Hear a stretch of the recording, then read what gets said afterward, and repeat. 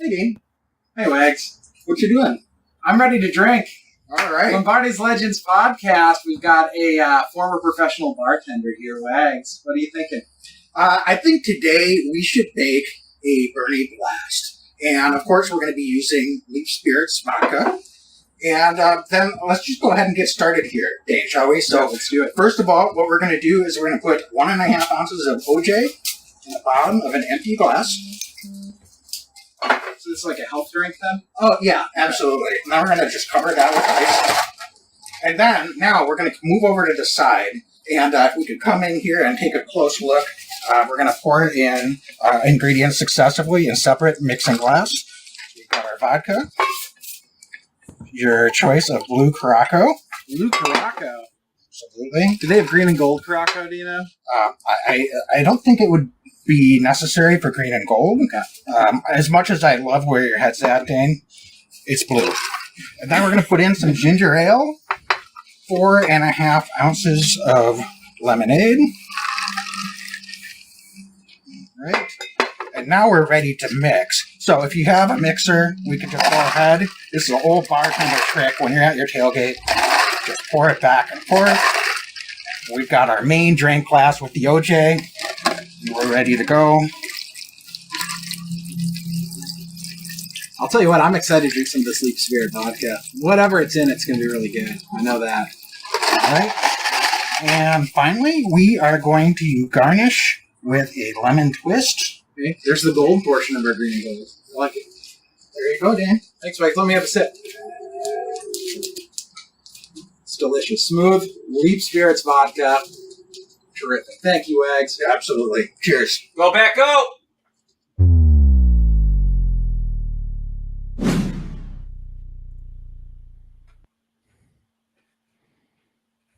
Every year I know we gonna go hard. We been that team ever since Bart started. All my cheese heads go pack go. Ain't show with no mercy, cutting no slack, no. I ain't a bad sport and I'll even wish you good luck. Only thing I will. All right, welcome into Lombardi's Legends podcast, and I already can't talk, speechless after that ugly 8-9 Packer season.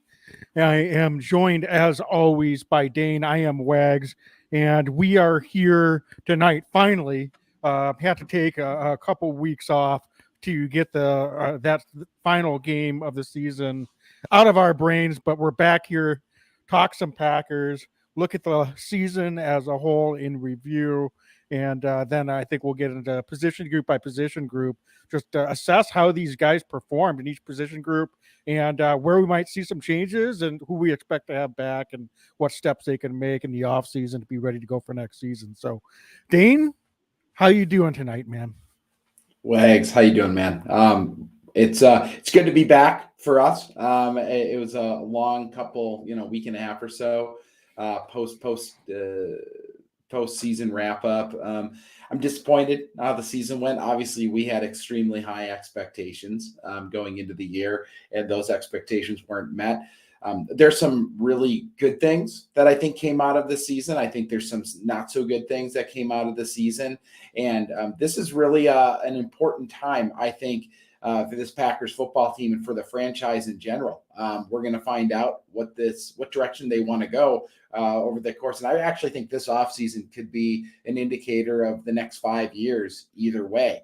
Do things start to come back on the upswing? Do they start to go downhill a little bit for a little while? It remains to be seen. But this is a critical offseason for a Green Bay Packer team that after 3 years of disappointing NFC championship losses, then went and lost in the first round of the playoffs last season, and then this year didn't even make the playoffs at all. So this is a team that over the last 3 years is certainly on a downward projection. Can they correct that going into next year? Remains to be seen. But let's talk about some offseason football, Wags, because they can do some things to maybe change the tides a little bit and get back to where we want to get to, which of course is a Super Bowl. Yeah, for sure. And I think it's going to be an interesting offseason, as it always is around here in Green Bay. And things got kicked off this week with Aaron Rodgers' comments. So maybe we'll get into that a little bit more later when we get into the positional group discussion. So not to bury the lead, but we don't want to spend the whole podcast just talking about Aaron Rodgers. So, Dane, I think for me, just to start with the season in review, you and I are certainly never going to be super pessimistic. We're always optimistic the Packers are going to do well. And there was a lot of reason coming off 3 straight 13-win seasons. And despite a disappointing loss in the playoffs at home in the divisional round against the 49ers last year, I think it seemed like there was a path to quickly rebounding. There was a lot of reasons also for pessimism. I think a lot of fans pointed to losing Devontae Adams, and certainly that proved to be, I think, somewhat of a factor. I think that's fair to say. But that being said, I was the biggest fear I had coming into the season, if we go back and look before the season started, before training camp, was it just didn't feel like there was a sense of cohesive urgency or a plan for how to build an identity with this team post Devontae Adams and bringing in a new special teams coordinator and year 2 of Joe Barry. This was supposed to be a team built on, a top 10, maybe even a top 5 defense. And it just didn't feel like that materialized. So maybe we should look at the coaching first. And how would you assess how this coaching staff performed this year? Just looking across the board, probably starting with Coach LaFleur. I mean, that's a loaded question, right? Because there's a lot that went into that. But I think this is the first season for me that I saw maybe a little bit of concern in Matt LaFleur. And that's just me being completely honest, Wags. I've been a big supporter of Coach LaFleur, and how couldn't we be? Going to those NFC Championship games 3 years in a row, I thought that overall he had pretty good plans most weeks. He clearly was able to get a lot of the most out of some guys that maybe people didn't believe in, especially that first season in Green Bay, and had just a remarkable turnaround from the late Mike McCarthy era. But after 4 seasons, what we've seen some problems in Matt LaFleur coach teams as well, and that's a lack of urgency at times. It's a team that isn't great necessarily at being a front-running team. They're a team that is better when they're counted against, and that can be good at times, but in big moments, in big games, I think we don't necessarily see the urgency or the character or the defining moments from a football team, and that's frustrating. And is that something that can be corrected? That remains to be seen. But I think overall, this was like a C- year for Matt LaFleur. I won't say that it was a D or an F, because I think a lot of factors went into the loss. And I think that late season run, we saw some really good things out of this Packers coaching staff and out of this team. So I can't give them a D or an F.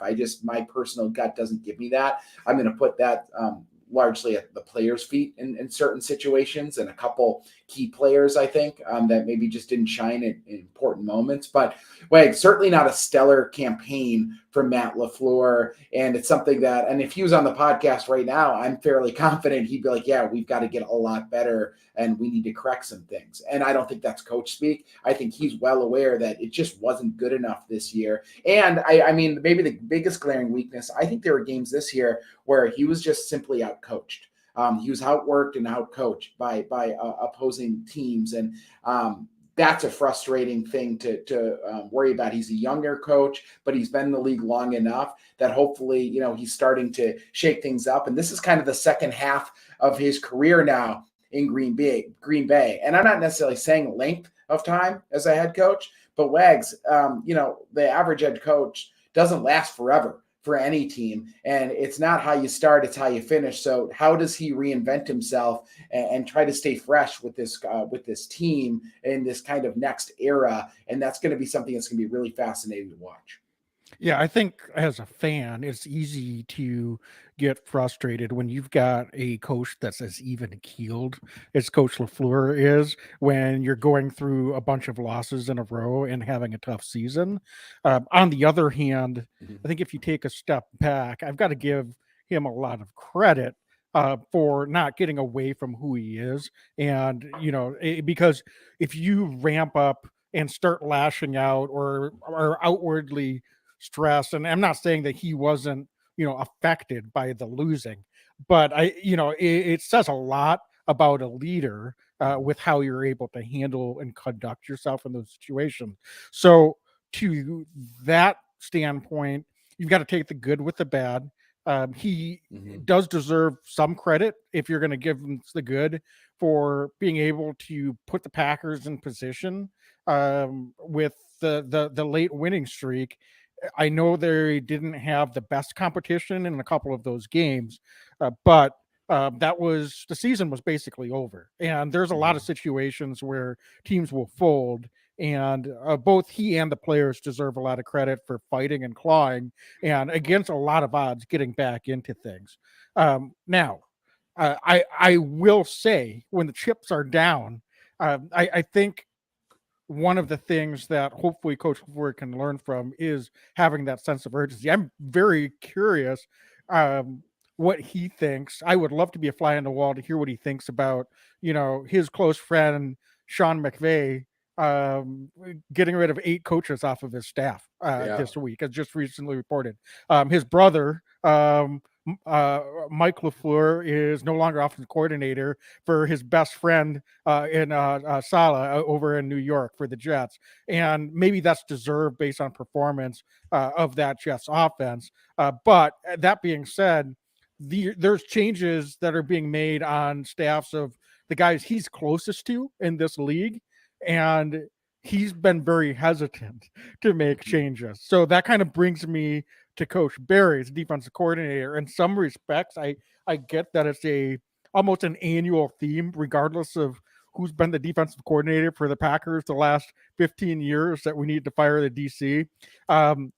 But there was not a performance this year from the defense that played as expected. Sure, they made some adjustments and played a little bit better down the stretch. I understand you lost potentially, you could argue, their best player in Rashawn Gary, depending on if you're going to say Rashawn Gary or Jair Alexander. Some of the players underperformed to what was Mhm. expected. A lot of players did on the A defensive lot of side of the them. Yeah. ball. So, that's one of those things where you can say, well, the players have to go out there and execute. But when there's more players playing underperforming or not playing up to the level they did in previous years, than there is players playing up to that level or playing better, then you start to question if you got the right guy in charge of this defensive unit. And so I'm going to be very curious. It seems like there's not going to be a change. I know that, you know, that could still come, but it doesn't look like there's going to be a Yeah. change at the defensive coordinator position. So how would you assess both Coach Barry's performance overall and the rest of this defensive coaching staff, and then that seeming decision to bring him back for year 3? Yeah, and I want to clarify that I'm all aboard the LaFleur train. I think he's a good coach. I think he's somebody that's gonna bounce back.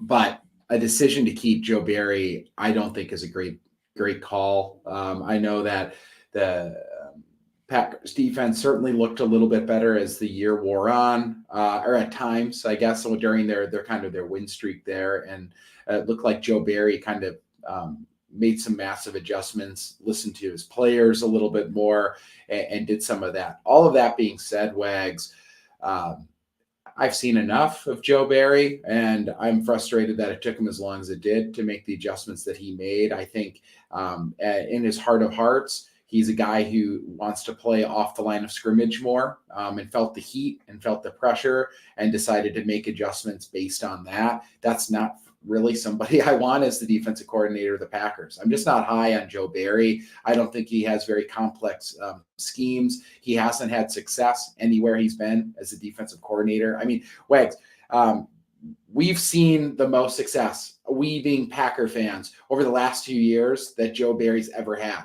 as a defensive coordinator. That's as successful as this guy has been in the National Football League as a coordinator.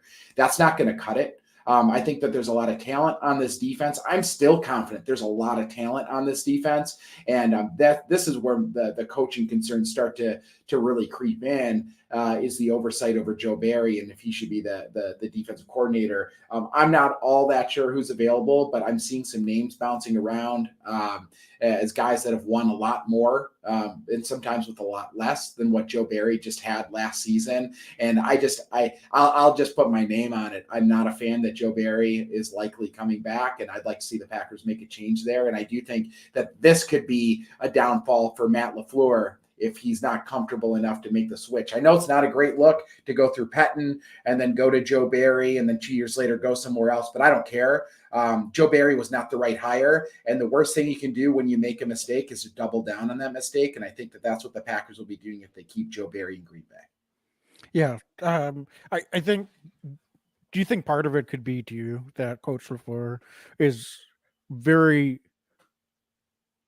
reflective of the fact that, he's going to accept responsibility as the head coach when things don't go well, which you can, on the flip side, you can appreciate that. But at the same time, it could be his downfall. Like you said, he's goes up in front of the media after games and losses, and he's always taking responsibility for, the offense not playing as well as it should, or the defense not doing what it needs to, or special teams. But that can get a little bit, a little bit, what's the word I'm looking for? It's not, you hear it enough and it doesn't feel like things are changing. Then at a certain point, the buck's got to stop. And so, I really like Coach LaFleur as a head coach. I think he's got the right personality. I think he's obviously, he's got a good scheme. I think he has proven to be very successful. There's still some situational decisions that he makes that are questionable, but you can say that about any coach in the league. I don't care how good you are. So it's easy to question some of those decisions in retrospect. But overall, I think he does a really good job. So your question of, well, who's out there? I think it's one of those things where I'm just looking at the collective performance of the talent that Coach Barry had. And at the end of the day, having a defense that's in the low teens to high teens to low 20s in terms of most defensive rankings, depending on what you're looking at. Again, one of the worst rushing defenses in the league. A really hard time stopping teams in the red zone. Not great on third down. Had some stretches where they were decent in some of those areas, but from a consistency standpoint, we weren't seeing it throughout the season. One of the more damning things to me is we had a stretch where we really weren't facing all that great of offenses in terms of quarterback and receiver play. And it seemed like we had a hard time with which was supposed to be one of the top few defensive back secondary groups in the league.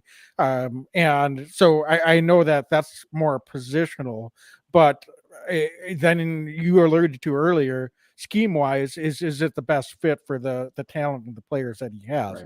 Right. It seems like he had a hard time game planning to stop teams that really were a little bit, I wouldn't say completely one-dimensional, but didn't necessarily have a lot of weapons or weren't dynamic offensively across the board.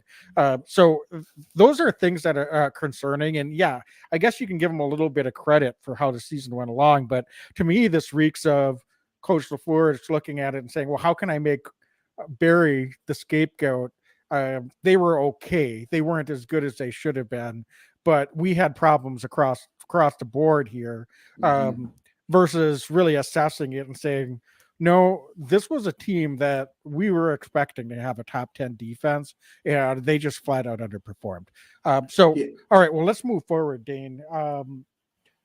From a just overall performance standpoint, we look at maybe some of the players. What was the point of this season where you just knew things were not going to go the way that we expected this season? Was it pretty early on for you, or did you kind of let things play out a little bit? I mean, I know we talked every week, but I'm just kind of thinking back. If you're looking back at with a full 180-degree viewpoint, what was the point of the season where you felt like, okay, this is just going to be a tough road to be able to make the push and be as competitive as we expect to be at the end of the season?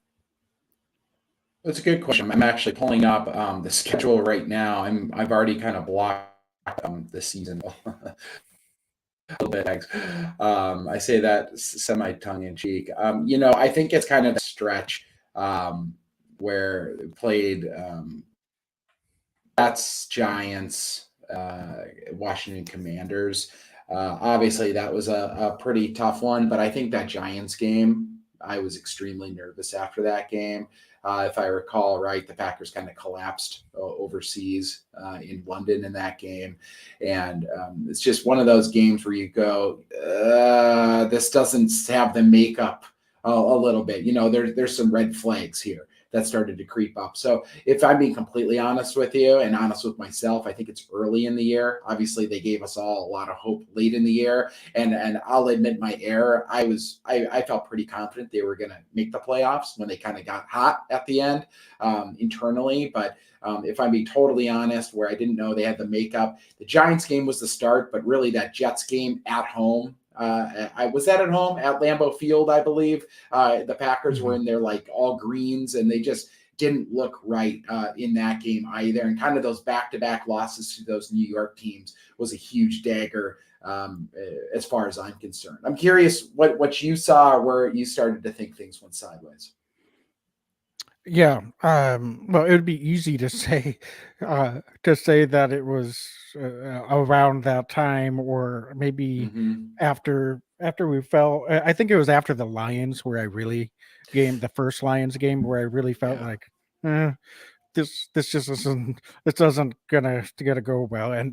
But I think both of us, even though we tried to be optimistic, came into the season, if not outwardly being super concerned about this is a team that might be taking a step back. I know I said before the season started, this might be a setback year. I would have been surprised if we Mm-hmm. would have gone out and won 12 or 13 games again this season, just based on the vibes that we were getting and how everything was kind of going as we headed in train camp. And going back, obviously, Bakhtiari and Elton Jenkins still hadn't returned from injury.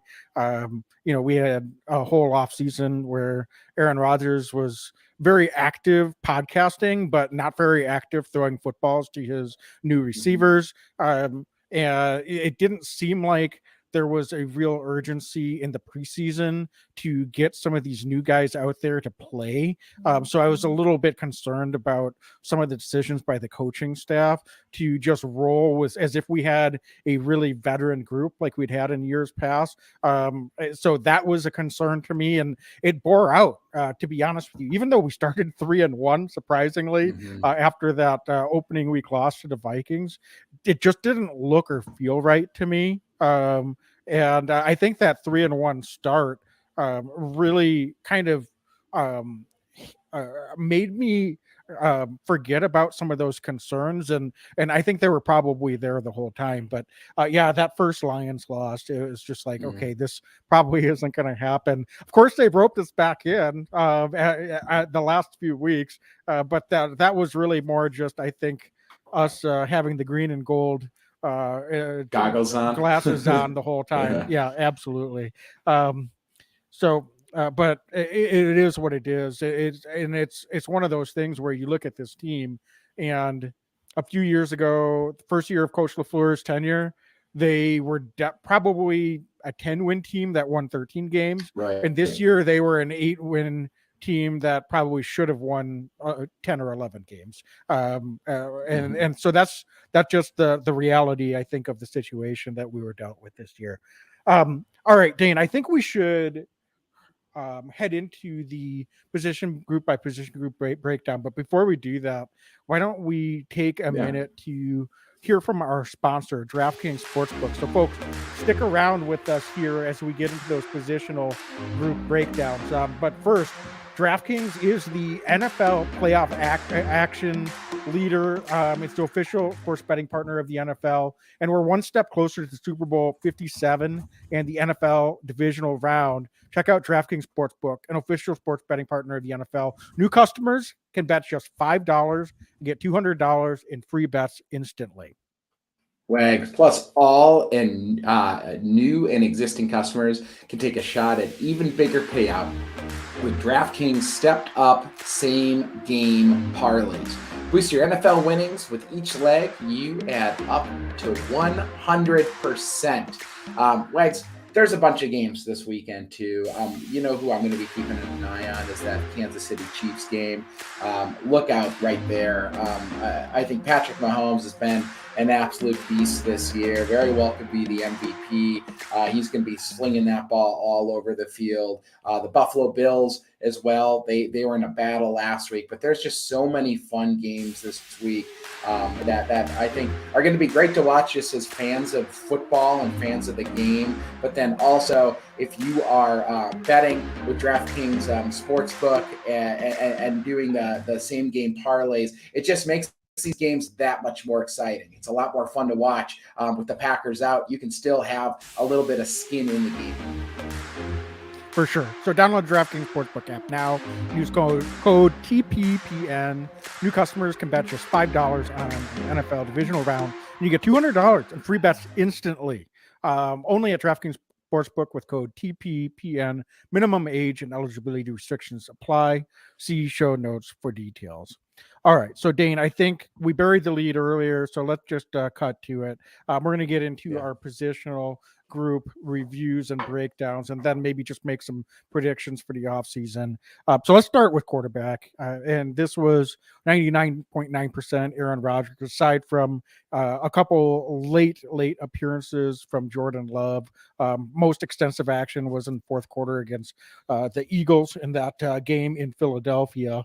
But, this clearly was not Aaron's best year. He did have the thumb injury. He had the rib injury, he had a knee injury. So he was battling through injuries. He had new receivers to deal with. So circumstantially, we get it, right? If you're just looking at it from that viewpoint. I think when you dig a little bit deeper, my question is, did Aaron cause some of his own problems? The way he played, I think, is very typical of how he's played in the past. But one of the things about being an effective quarterback is just like as an effective coach, you have to be able to adapt to the circumstances and the players around you. And I'm not so sure that Aaron did a very good job in that respect this year. We could get into lots of reasons why offseason, his conditioning, whatever. There may be things to look at and consider. The stat that's kind of stands out to me as I was prepping and thinking about this, I was looking at on NFL.com and Next Gen Stats, and it measures expected air yards per attempt and expected air yards per throw. And one of the things that was really interesting when I looked at Aaron is he had the second highest differential of anyone in the league at the quarterback position, meaning that he wasn't completing a very high percentage of those passes that he was throwing downfield. So there's lots of ways to cherry pick and look at statistics, but that was one of them that really stood out to me in terms of his performance, and it adds up to me. He wasn't able to get in sync on his downfield passing pretty much the whole season. So what adjustments were made, I think were made a little bit late in the season, and it would have been nice. And I think it's impossible to assess Aaron's performance for the season without considering some of the preparation and work that he did or didn't do to put into the season.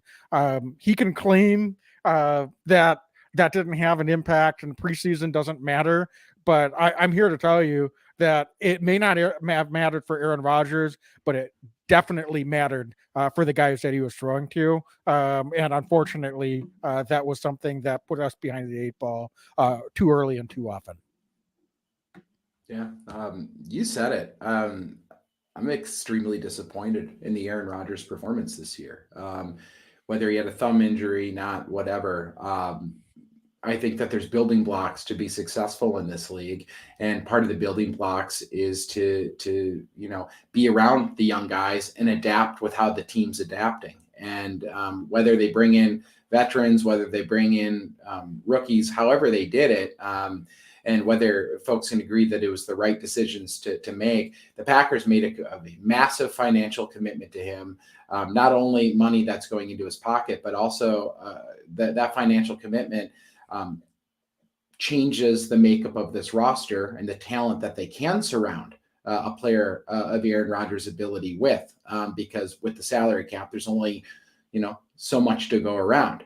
And, I think that Rodgers going into this season with the will he, won't he, and some of it may be warranted, some of it not. But at the end of the day, they were paying him a lot of money to be the face of the franchise and to get it done.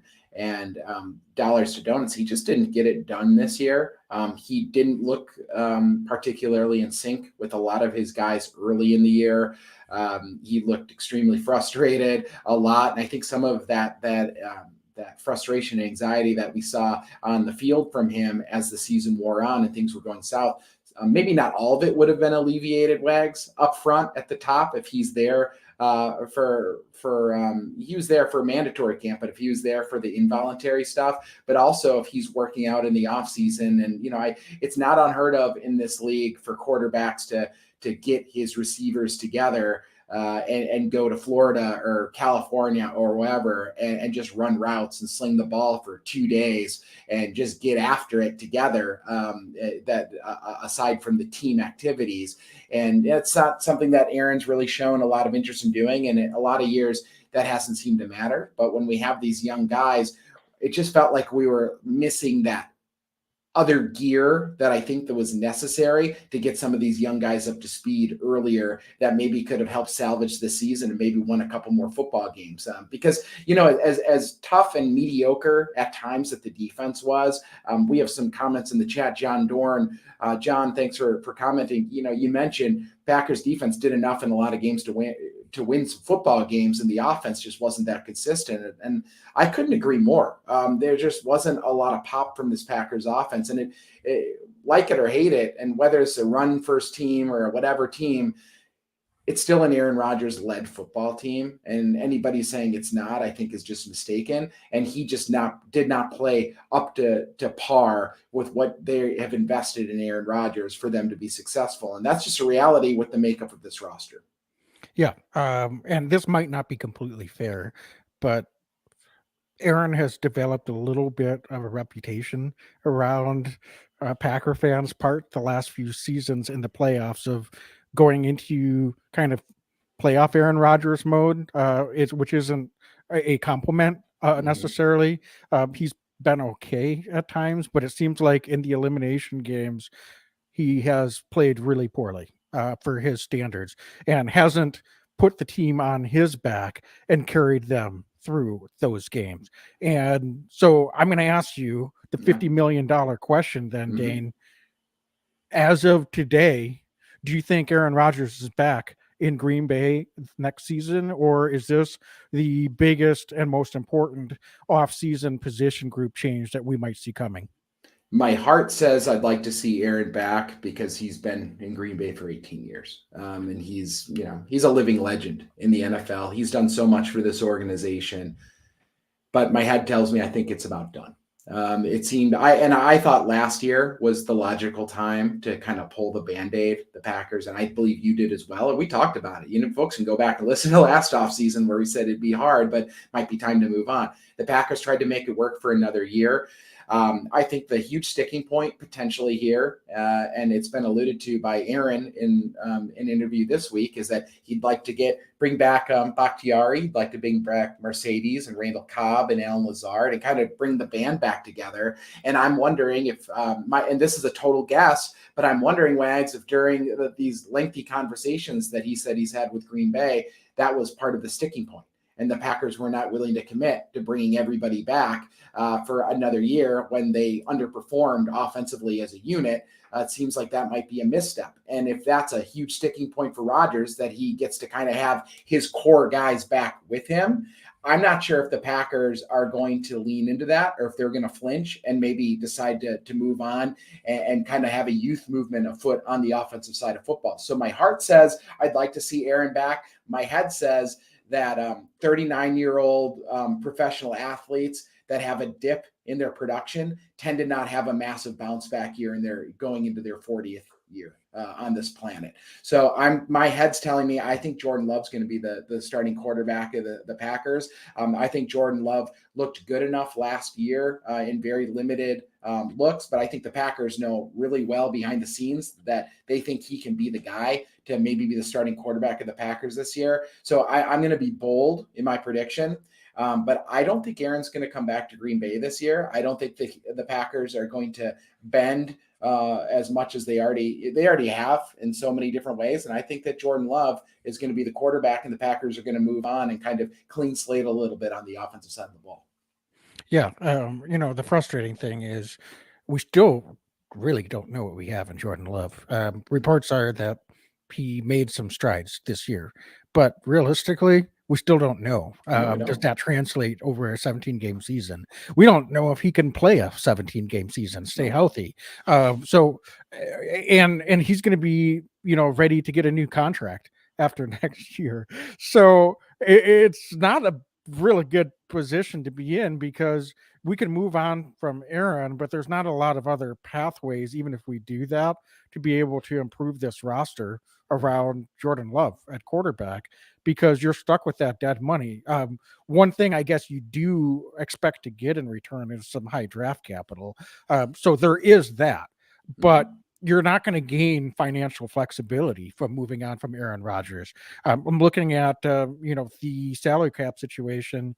There's a bunch of guys that we can restructure and save substantial money. Now, restructuring doesn't, you're kind of kicking the can forward a little bit. Aaron Rodgers isn't one of them because they guaranteed so much of his money.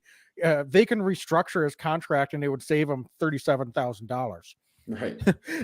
Which is nothing. So there's not even any point. So it's like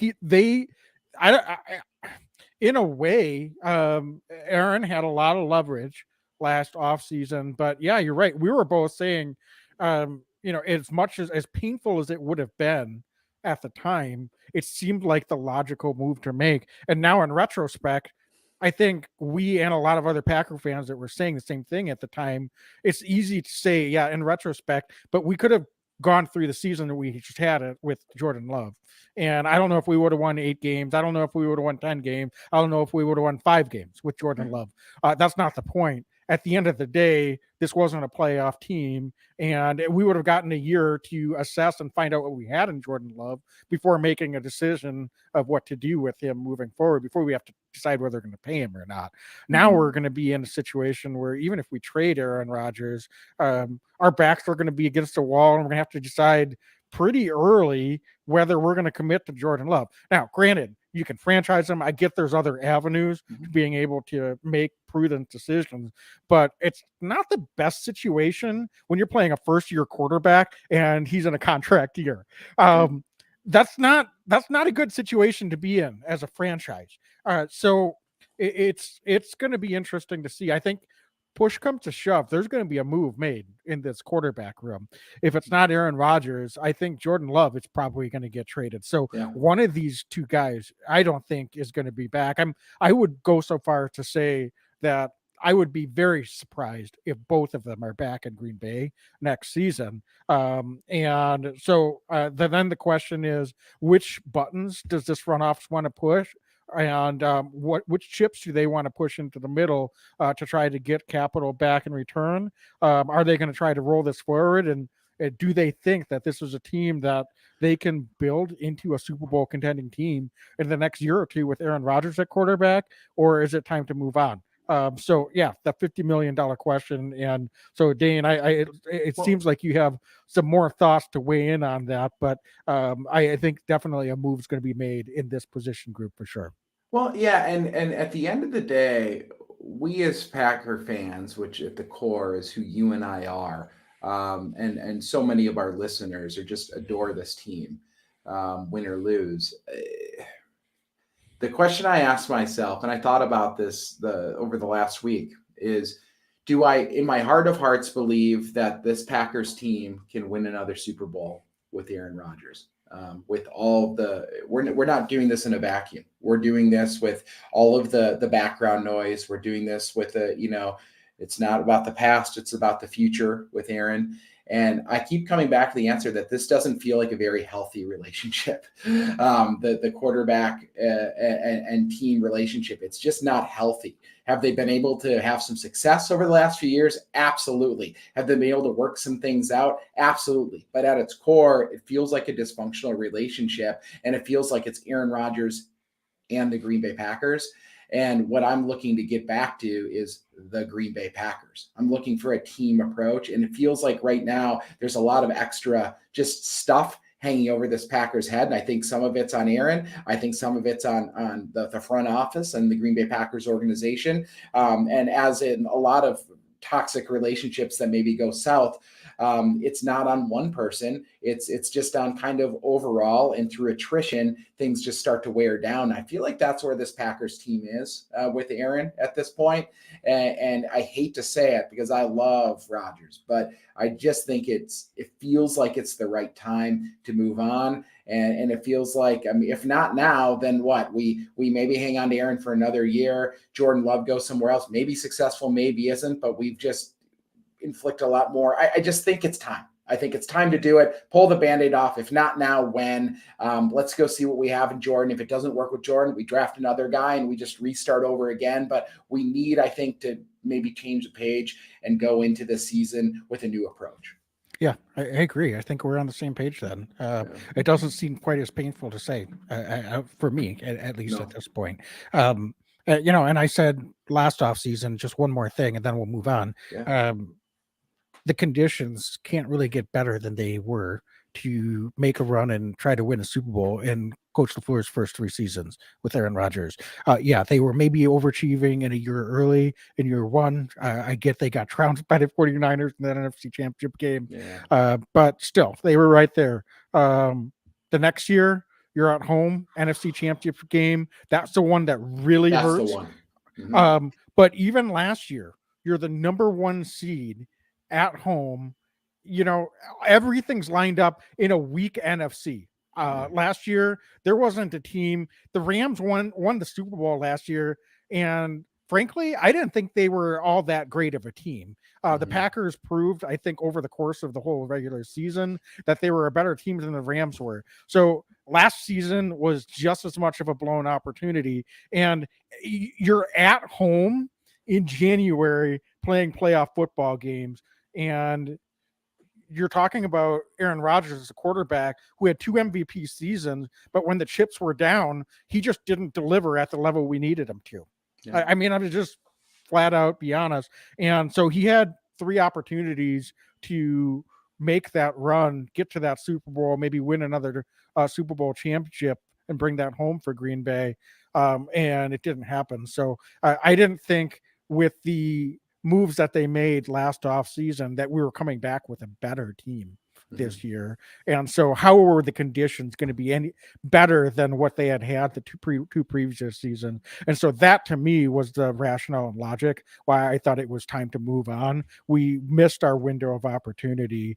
So let's move on. And I think at this point, that's still the same reality. So Dane, let's move around. We probably aren't going to be able to get to every position group, but let's just stay on the offensive side of the ball and see how far we get with this. Let's move over to the offensive line.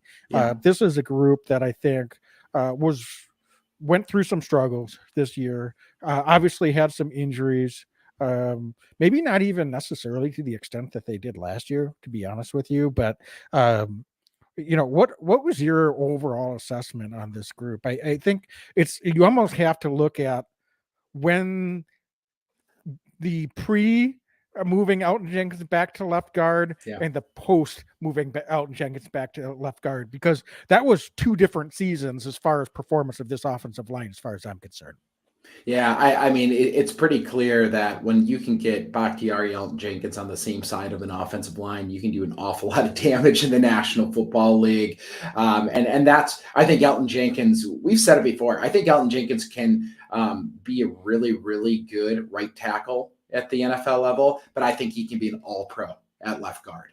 And, the Packers had enough flexibility. We're able to get him back into that left guard spot coming off of that ACL injury and got the left side taken, got that taken care of. Bakhtiari, Wags, kind of going hand in hand with that. I'm impressed by how dude bounced back. I was concerned as we went into this year, was this guy ever going to play again? Was he going to be every week? We never know. But as the season wore on, outside of this kind of freak appendectomy situation that he had late in the year, he really held up. He was a phenomenal offensive tackle when he was able to be out there. And, I thought that he really helped stabilize the offensive line as well. So the left side looked really, really good. And Wags, John Running Jr. does not get enough love.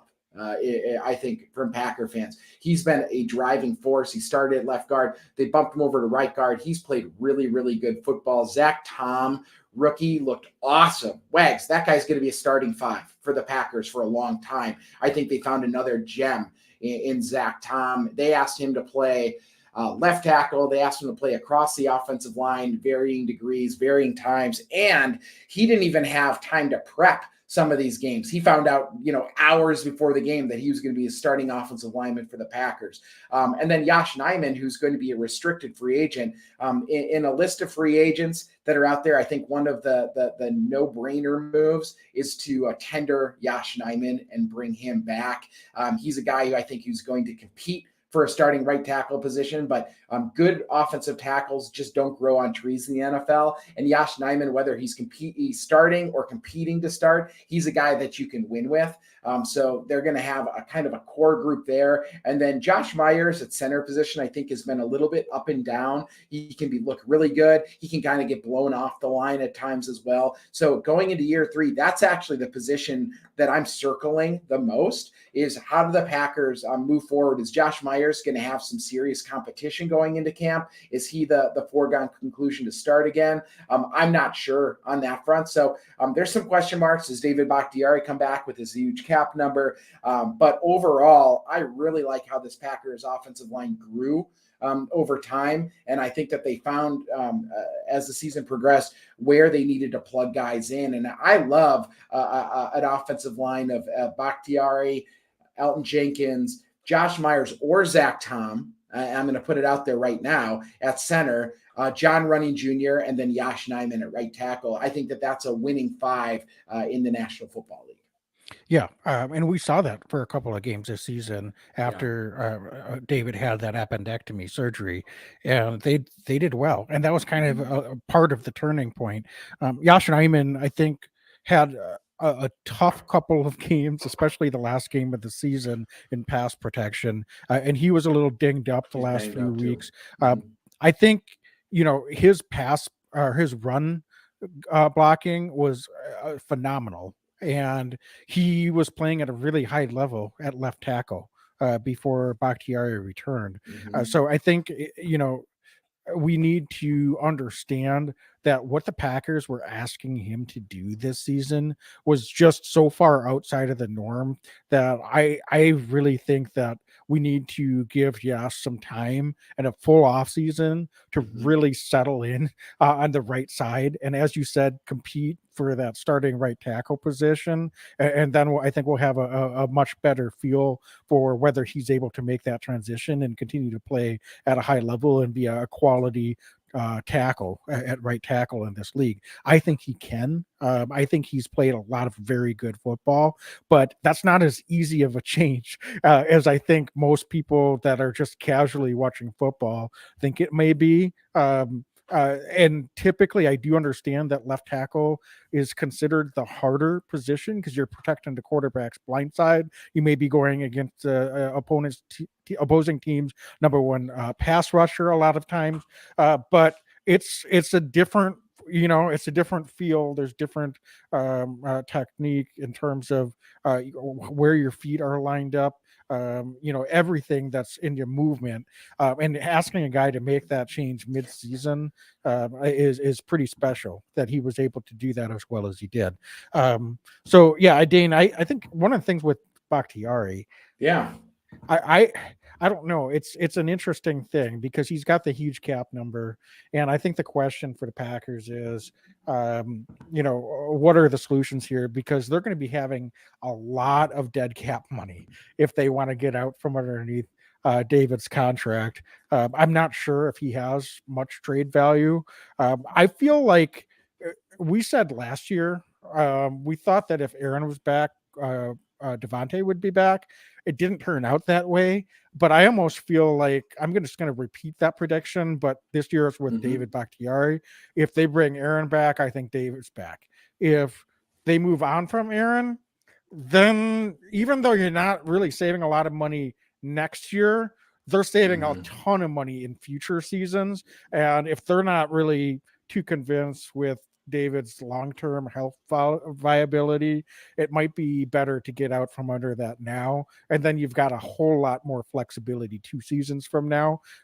So especially with some of the young guys coming through and that are going to be needing contract extensions, namely potentially Jordan Love in that scenario. Rashawn Gary's another guy that'll be up for probably a big extension. So and that's something to keep in mind is financial flexibility may not be apparent next season, even if they move on from Aaron and David, but that will help them get out of a lot of dead cap money 2 seasons from now and to really be able to reshape the roster in a hurry. That's a really good point. And then all of a sudden you do have the Zach Tom, Yash Nyman potentially on the corners with Elton Jenkins, Josh Myers, and John Running, and that's your starting 5. And then they probably draft and, you go from there. But 3 or 4 offensive linemen, right? Like they always do. Always, right? And they'll hopefully find somebody in one of those middle rounds that can help plug in. But to your point, I mean, they already have 5 guys without Bakhtiari. Of course, you want to see Bakhtiari play, but they invested a lot of money as well in Elton Jenkins. And that may be as much of a precursor as anything, Wags. When they spent the amount of money they spent on Elton Jenkins, I don't know how long Bakhtiari is going to be for this roster. Certainly maybe this year, but going past this year, it seems very unlikely. But even this offseason, I'm not convinced David Bakhtiari is back in Green Bay. Yeah. Yep, agreed. All right, so Dane, what are your thoughts on the wide receiver position? Because there's, that's always the hot button position group for most Packer fans. But we had some young guys come in, we had some veterans that came back, and I think just my initial answer to the question is the veterans just didn't deliver early in the season when we needed them to. We had some injuries, certainly, but it's hard to be, I think, too positive about the performance this past season. There are some positives from this past season. I want to be clear. And there's reason to be optimistic moving forward. But just assessing this past season as a whole, I think this was certainly an underperforming position group. So what are your thoughts and what are some changes that you expect to see with this position group this offseason as well? Yeah, I mean, I think we started to see a youth movement afoot as the season progressed, certainly. But you're right. I'll tell you what, Randall Cobb performed as well as I think I could have hoped for from Randall. I thought that he had his moments. He was able to move the chains in this stage in his career. That's kind of where he's at. Alan Lazard was kind of who I thought he was. He was okay. He's a very good blocker. Very, very good blocker. He does all the little things, I think, extremely well. He's a chain moving wide receiver, but I don't think Alan Lazard's ever going to be that number one wide receiver in the NFL. Sammy Watkins clearly didn't perform to the extent that he was cut as the season progressed.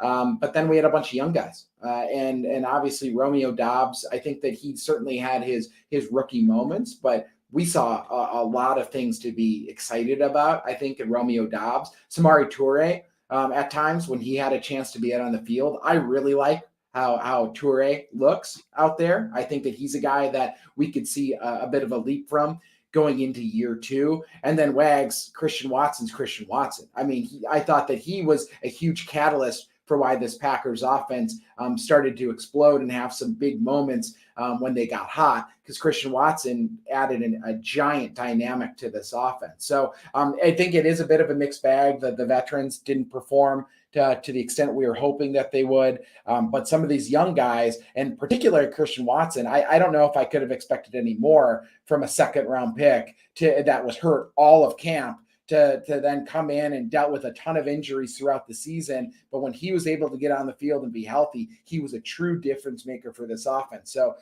disappointing in how the season overall went for the wide receiver group.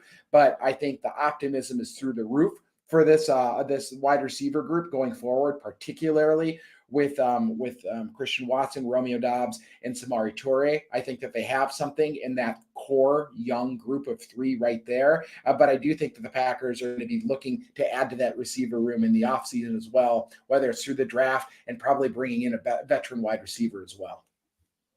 Yeah. I think we've seen the last of Randall Cobb and Alan Lazard in Green Bay. Yes, I would agree.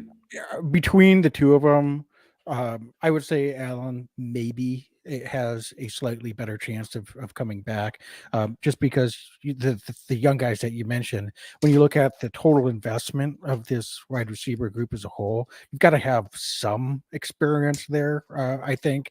And sure, Allen probably isn't someone that you'd want to pay as an upper tier number 2 wide receiver. He's a average number 2, maybe a above average number 3 wide receiver in this league, in my opinion. He's going to get some coin, though. Either way, I mean, he's not going to get paid like a number 1 there, and I don't think he expects to. But look at what MVS got last season from the Chiefs, and I think that's probably a pretty good comp. They're different players, but from a productivity standpoint, I think that's probably about what he's going to command. So perhaps the Packers can justify bringing Allen back, given that they're not going to be paying many of the other guys on the roster. And I frankly don't expect them to go out there and try to sign a top tier number 1 wide receiver in free agency. So there's going to be some more changes. They're going to bring in some young guys again to compete, but we're really going to be counting on those 3 guys, especially that you named, to make big year 2 jumps, regardless of who's at the quarterback position. But Dane, that leads me to the tight end group. We've got some guys here that I think have been around for a while. We've got some young, we've got some older. Mercedes Lewis is just steady. He's an amazing blocker. So kind of like Alan Lazard is a great blocker as a wide receiver. Mercedes Lewis, he's obviously been a key part of the locker room, veteran presence, still playing at a high level for what the Packers are asking him to do. Tunyon, I think, had some moments that he showed that he could be the player that he was a couple years ago before he got hurt. But then there were some stretches where you almost forgot he was out on the field on Sundays.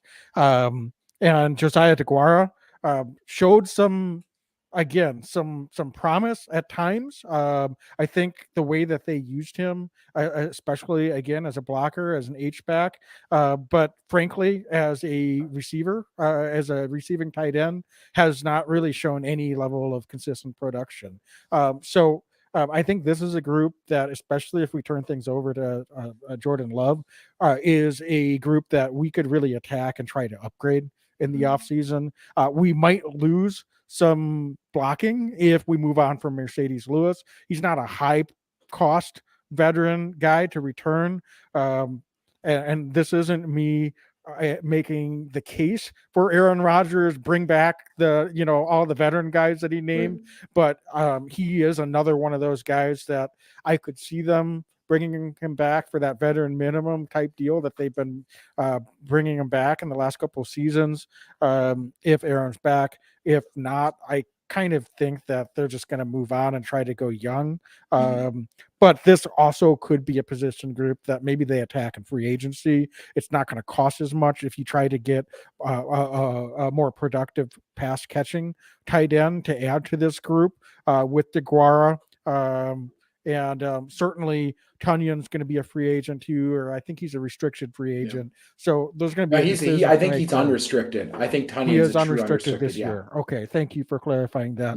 So there's a decision to be made there, and as much as I like Robert Tonyan, he just frankly hasn't looked like the same guy that he was since his ACL injury. I give him a lot of credit for coming back and playing out this whole season. And again, he had some moments, but I'm not sure that he's someone that I would want to make a long-term investment in either. And this is probably the hardest group to gauge, I think, because it's not only the production that's on the field from a passing perspective, but also if you look around the league, anybody who even plays, dare I say it on this podcast, fantasy football knows that the tight end group, they just consistently, there aren't that many guys that are massive, point getters. And I know NFL is very different than fantasy football, but, when we start talking about stats and passing the ball through the air, there's a handful of guys in this league that are really, really good at getting open and making catches. But there's a lot of guys that I think kind of mirror the Robert Tonyan production standpoint. So this is where I do think it's going to be a fascinating thing. I will say Mercedes Lewis is an ultimate pros pro. I've loved his contribution to this team. I do think his time's probably up in Green Bay. I think that they're going to move on and find somebody there. Robert Tonyan is an interesting one for me, Wags, because he is probably a fairly inexpensive tight end on the open market.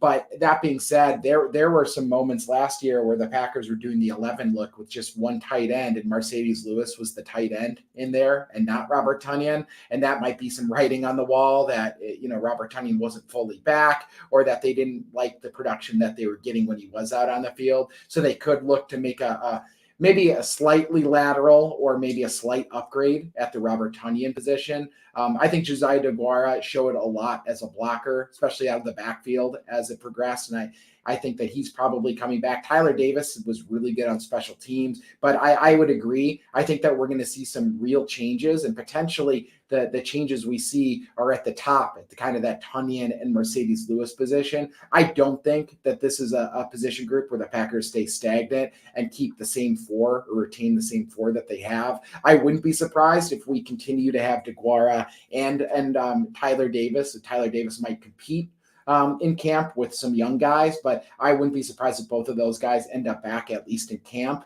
But Tonyan and Mercedes Lewis could be on their way out and looking for different homes in 2023. Yeah, and tight end certainly isn't the reason for the stat I'm about to mention.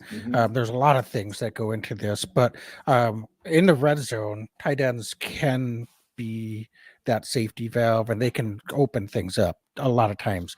So there's scheme, there's play calls, there's execution, there's decisions by the quarterback or that are making the throws. But Tonyan has only scored 4 touchdowns total in the last 2 seasons. I know he was injured the season before this past season. That's a good point. But we were 24th in the red zone, and we just, we were not productive. You've got Aaron Rodgers at quarterback. You've got 2 great running backs. You've got a good offensive line. You could make the case that you can also make upgrades at receiver that could help in the red zone. But tight end, I think, is definitely an area that they need to look at, along with those other things, the play calling scheme, etc., down there. But that can solve some problems if you're able to get some guys that can get open in tight spaces and make themselves available to get some touchdowns. And unfortunately, I think Tunyon, his hands are as good as ever. Yes. He catches everything that you throw to him. His burst just isn't what it was. And that's where I think down in the red zone, you really feel that, because he doesn't have the quickness to be able to separate in tight and small spaces and right off the line of scrimmage that we were seeing when he scored 11 touchdowns 3 seasons ago. So, Dane, I think Tunyon unfortunately will be gone. I don't expect Mercedes Lewis to be back either. We're expecting some turnover here from Wags' perspective, but I think we can go in the draft, and I wouldn't be surprised if we go out, and I'm not saying like a top flight tight end free agent, but I think we can attack, and there should be some options that aren't going to be high cost that may that you can bring in and maybe get a different look to see if you can get a little bit more productivity out of that position group. Yeah, and it could be even that more important if it is Jordan Love. You talk about security, young quarterback, or maybe I should say inexperienced quarterback at the NFL level, and Jordan might be looking for that guy that he can just help move the chains once in a while. So it could be a critical position if Jordan's the quarterback there. Wags, how about we do running back and wrap up the offense, and then in our next podcast, we will do defense, and we'll kind of go through that and maybe start to talk free agency as well, and just kind of take a look at some of our guys. Does that work for you? That's exactly what I was thinking. So let's do Sweet. that. And when you talk about running back, I honestly don't really have much negative to say. I think this was one group that we really had some very high performance and productivity from. Certainly Aaron Jones at a yards per carry basis, of what he was giving you was incredible. You could make the case that as the season went along, he got a little bit beat up, and maybe that was a good reason not to give him so many carries early. But if it's going to be inevitable, we've got AJ Dillon there for a reason. So my biggest complaint is that we didn't give Aaron Jones the rock enough early in the season when we had a bunch of new guys that we were trying to work into this offense. So that is still a befuddling way that they handled that from a game game management perspective. But that being said, AJ Dillon, I thought really hit his stride the last 5-6 games, as he typically does. Got some additional work, some additional carries. One thing that I'd like to see from AJ, that as I was looking and preparing, and this bore out when I was watching too, is he is the second fastest running back in the league this season in terms of time to hit the line of scrimmage, which is normally not a bad thing. You like to be able to hit the hole. I think what I'd like to see AJ work on a little bit more is his cutback and letting his blocks develop in front of him. It seemed like he made some decisions on some of his runs a little bit too early, whereas Aaron Jones, and they're two different running backs, two different styles. But Aaron Jones, he had that wiggle, and he could allow some of those blocks to develop, and then he hits the hole. And those were 6, 7, 8-yard gains, whereas sometimes AJ was having some of those same looks, and they were more like 1 to 2 to 3-yard gains. And so I think if there's one thing that I'd like to see AJ develop and come back next season, it would be maybe some of his lateral movement and his ability to use his vision and to allow some of those plays to develop, and then get that head of steam, hit the hole, and move forward there. So but that being said, that's kind of a minor quibble. I think we're going to see all these guys back. I wouldn't be surprised if Patrick Taylor's back as a third running back, considering his contributions on special teams.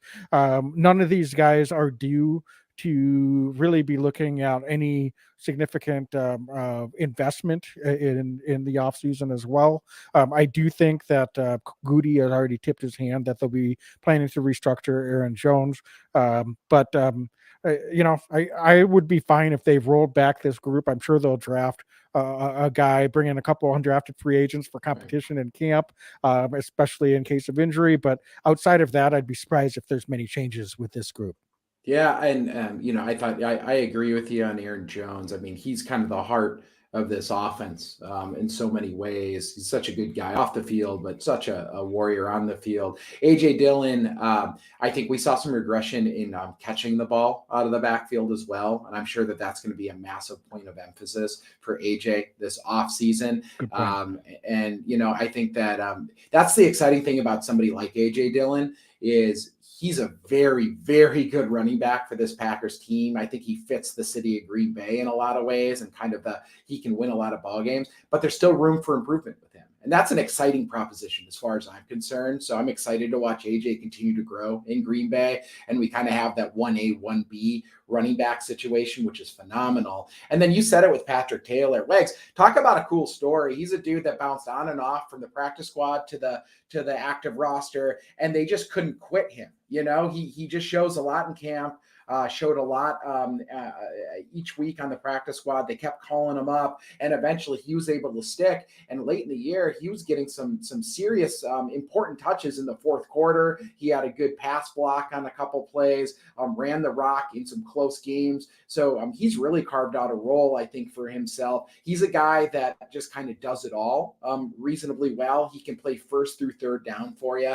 And then, as you alluded to, very, very good on special teams. They re-signed Tyler Goodson, who was on the practice squad here, to a futures deal. So he's already going to be coming to camp. You're right. They'll probably either draft or sign a couple other undrafted free agents coming in. But I really like this top three, this kind of three-headed monster. You've got the 1A, 1B, but then you bookend it with somebody like a Patrick Taylor that can kind of just do it all and does it all well. And there's a trust from me, and I think from the coaching staff, that he's going to be able to get you some yardage when you need him, and he'll just show up. So it's a good three right now.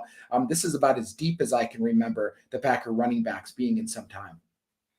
Yeah, Patrick Taylor might be the best pass blocking running back as well. So that might be another avenue where he could get a few more snaps if he's able to stick on the roster next season as well. So, all right, Dane, I think we should start to wrap up here. I kind of figured this would happen once we start talking about the Aaron Rodgers situation. Naturally, that's going to consume a lot of air. So, we could do not one episode, but episodes plural, just talking about Aaron for days and days here. But that's not what we're going to do. So, all right, we'll be back probably next week at some point and talk about the defensive positional groups and make some predictions on any changes that we expect to be made to those groups this offseason as well. Maybe we'll have some news to react to in the meantime before we come back. So great discussion, folks. Thanks so much for joining and contributing to the chat here tonight. Sorry we didn't have much time to get to any observations and questions, but Dane, anything else that you want to touch on before we sign off here for tonight? No, we'll be full steam ahead this offseason. We're lining up. We are going to have some very, very special guests join us this offseason, which I know you regular listeners are used to. We're happy to bring you that content as well. We'll have some major announcements in the coming days and weeks on that front. And just thanks for your support. It's going to be a fun offseason ahead. Hopefully the Packers are able to build and bounce back. Yeah, for sure. And if you're listening to the audio, feel free to join us. We've been doing these live streams on our Facebook, YouTube, Twitter channels, typically either Monday, Thursday, 7:30 Central. So watch our social media. We always put out the bat signal when we're going to be going live. So for those of you that joined us live, again, thanks for joining. For those of you that like to listen, if you have a chance, stop in, say hello, engage us in the chat, talk some Packers here in the offseason. So that being said, it's time to sign off for tonight. So as always, be legendary and go Pack, go. Go Pack, go. Every year I know we gonna go hard. We been that team ever since Bart started. All my cheese heads go pack go. Ain't showing no mercy, cutting no slack, no. I ain't a bad sport and I'll even wish you good luck. Only thing I will